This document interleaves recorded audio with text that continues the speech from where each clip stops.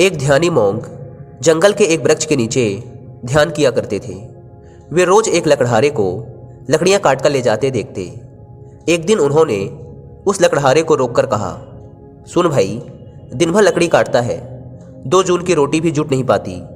तू जरा आगे क्यों नहीं जाता? वहाँ आगे चंदन के वृक्षों का जंगल है। एक दिन काट लेगा तो 7 दिन के खाने की व्यवस्था हो जाएगी। गरीब लकड़हारे को विश्वास नहीं हुआ, क्योंकि वह तो सोचता था कि जितना वह जंगल को जानता है और कौन जान सकता है। जंगल में लकड़ियां काटते काटते ही तो उसकी जिंदगी बीती है। यह साधु यहाँ बैठा रहता है इस वृक्ष के नीचे। इसको क्या खाक पता होगा कि जंगल में आगे क्या है? मानने का मन तो ना हुआ, लेकिन फिर सोचा कि नुकसान ही क्या है, कौन जाने ठीक ही कहता हो। फिर झूठ कहेगा भी क्यों? शांत आदमी मालूम पड़ता है, मस्त आदमी मालूम पड़ता है। कभी बोला भी नहीं इसके पहले। एक बार प्रयोग करके देखने में क्या जाता है।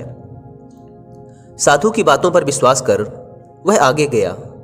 जब वहां से लौटा तो साधु के चरणों में सिर रख दिया और कहा, मुझे क्षमा करना, मेरे मन में बहुत संदेह आया था, क्योंकि मैं सोचता था कि मुझसे ज़्यादा इस जंगल के बारे में और कौन जानता है। मेरा बाप भी लकड़हारा था, उसका बाप भी लकड़हारा था। हम यहीं की जलाऊ लकड़ियां काट काट कर जिंदगी बिताते रहे। कभी यह न सोचा कि इससे आगे शायद कुछ इससे भी अच्छा हो सकता है।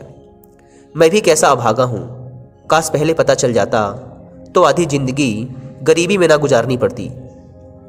साधु ने कहा, कोई फिक्र ना करो, जब पता चले तभी जल्दी है, जब जागो तभी सवेरा है।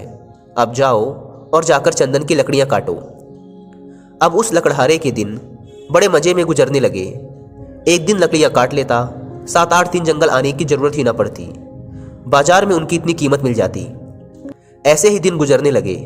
लकड़हारा हफ्ते में एक दिन आता, चंदन की लकड़ियां काटता और जाकर उन्हें बाजार में बेच देता। एक दिन जब वह लकड़हारा लकड़ियां काटने जा रहा था तो उस साधु ने उसे रोककर कहा, तुम जब से चंदन की लकड़ियां ही काट रहे हो, आगे नहीं गए? तुम्हारे मन में कभी यह सवाल नहीं उठा कि इस चंदन के आगे भी कुछ हो सकता है? यह तो मुझे समझ ही नहीं आया।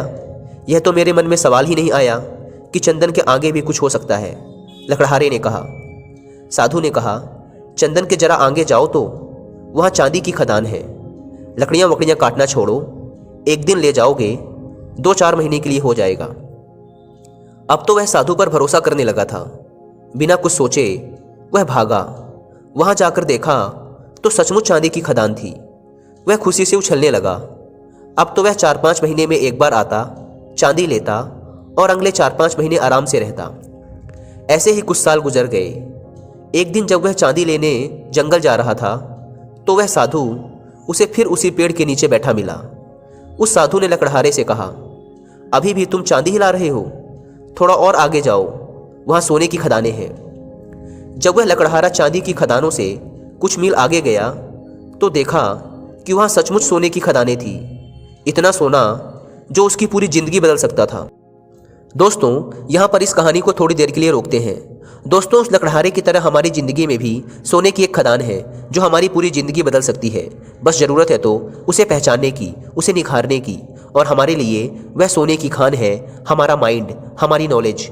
और इससे कीमती हमारी ज़िंदगी में और कुछ हो भी नहीं सकता। लेकिन हमारी नॉलेज निखरती है अच्छी अच्छी बुक्स पढ़ने से। लेकिन आजकल लोगों के पास इतना टाइम नहीं है कि वो हर बार नई बुक्स खरीद कर लाएं व उसे अलग से टाइम निकाल कर पढ़ें।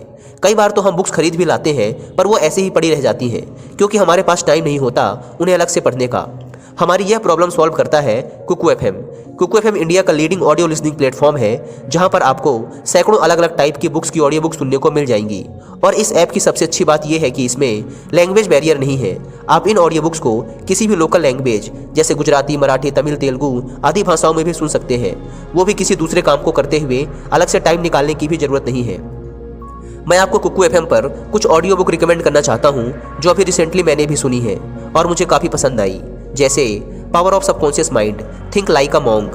कुकू एफएम के पूरे 1 साल का सब्सक्रिप्शन 399 रुपीज़ में मिल जाएगा, जहां पर आप ऐसी सैकड़ों ऑडियो बुक सुन सकते हैं रोज लगभग ₹1 के प्राइस पर। लेकिन अगर आप मेरा कोड WI50 यूज़ करेंगे तो फर्स्ट 250 सब्सक्राइबर्स को 50% का डिस्काउंट मिलेगा, यानी 199 रुपीज़ में पूरे 1 साल का सब्सक्रिप्शन। मैं डिस्क्रिप्शन व पिंड कमेंट पर ऐप की लिंक दे देता हूँ, एक बार जाकर जरूर चेकआउट करें। दोस्तों, अब हम अपनी कहानी पर वापस लौटते हैं। सोने की खदान का पता चल जाने के बाद अब वह लकड़हारा एक बार सोना ले जाता और साल भर तक जंगल नहीं आता। उसकी जिंदगी बड़े आराम से गुजर रही थी। ऐसे ही कुछ साल गुजर गए। सालों बाद जब एक दिन वह लकड़हारा जंगल में सोने की खदान की तरफ जा रहा था तो उसे फिर वह ध्यानी मोंक मिला जो कि एक पेड़ के नीचे बैठकर ध्यान कर रहा था। जब उस ध्यानी मोंक ने लकड़हारे को सोने की खान की ओर जाते देखा तो बोला, तुम कभी जागोगे कि नहीं कि मुझे ही तुम्हें हर बार जगाना पड़ेगा? तुझे खुद अपनी तरफ से सवाल नहीं उठते? मन में जिज्ञासा नहीं उठती कि आगे जाकर देख लूं और क्या है? लकड़हारे ने कहा, मैं भी मंद बुद्धि, मुझे यह सवाल ही ना आया। मैं तो समझा कि सोने से बड़ा और क्या हो सकता है, बस यही आखिरी चीज रही होगी। साधु ने कहा, अरे भोले इंसान, सोने की खानों से आगे जा, तुझे वहाँ हीरे की खदानें मिलेंगी। जब वह लकड़हारा जाकर देखता है तो उसे अपनी आंखों पर भरोसा नहीं होता। वहाँ सचमुच हीरे की खदानें थी। अब तो लकड़हारा एक बार हीरे ले जाता और कई सालों बाद वापस जंगल में आता। समय के साथ वह लकड़हारा बूढ़ा हो गया। एक दिन जब वह हीरे लेकर जंगल से वापस आ रहा था तो उसी पेड़ के नीचे उसे फिर वही ध्यानी साधु मिलता है। साधु ने कहा, अरे ना समझ, अब तू हीरो में ही रुक गया। अब तो उस लकड़हारे को भी बड़ी अकड़ आ गई थी। बड़ा धनी भी हो गया था, महल खड़े कर लिए थे। उसने कहा, अब छोड़ो, अब तो मुझे परेशान ना करो। अब हीरे के आगे भला और क्या हो सकता है? उस मोंक ने कहा, हीरों के आगे मैं हूं। तुझे यह कभी ख्याल नहीं आया कि यह आदमी मस्त यहाँ बैठा है, जिसे पता है हीरो की खदान का वह हीरे नहीं भर रहा। इसको हीरो से भी आगे, हीरो से भी बड़ा और बहुमूल्य कुछ मिल गया होगा, तभी यह यहाँ निश्चिंत पेड़ के नीचे बैठा रहता है। तुझे यह कभी विचार नहीं आया? उस साधु की बात सुन वह सेठ रोने लगता है और उस ध्यानी मोंक के पैर पकड़ लेता है और कहता है, मैं भी कैसा मूर्ख हूँ जो यह देख ही नहीं पाया कि जिसने यह सभी सोने चांदी हीरे जवाहरात छोड़ दिए, उसके पास जरूर इन हीरे जवाहरात से भी बड़ा कोई धन होगा। मेरे मन में यह ख्याल ही ना आया।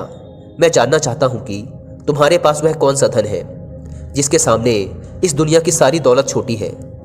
लकड़हारे की बात सुनकर वह ध्यानी मोंक उससे कहता है, वही तो मैं तुम्हें बताना चाहता हूँ। उस धन का नाम है ध्यान। लकड़हारे ने कहा, लेकिन मुझे तो ध्यान करना आता ही नहीं। साधु ने कहा, ध्यान करना बहुत सरल है। बाहर का धन तो बहुत इकट्ठा कर लिया, अब जरा भीतर की ओर मुड़ जाओ, आराम से बैठ जाओ और देखो कि तुम्हारे भीतर क्या चल रहा है। अगर कोई अनुभव हो तो उसे पकड़े मत रहो, बस देखो।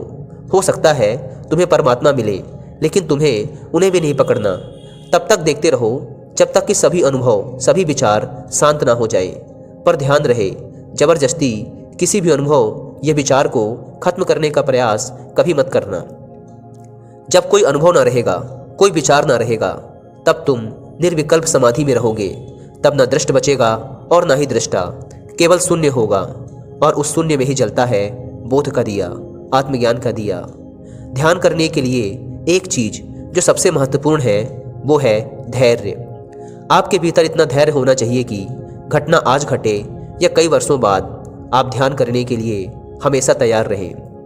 दोस्तों, यदि आपको शुरुआत में ध्यान करने में प्रॉब्लम आती है, मन बार बार भटकता है, तो कुकू एफएम पर 11 दिन का एक कोर्स है पावर ऑफ मेडिटेशन के नाम से, आप इसे भी अवेल कर सकते हैं। यह आपका माइंडसेट डेवलप करने में आपकी मदद करेगा। धन्यवाद।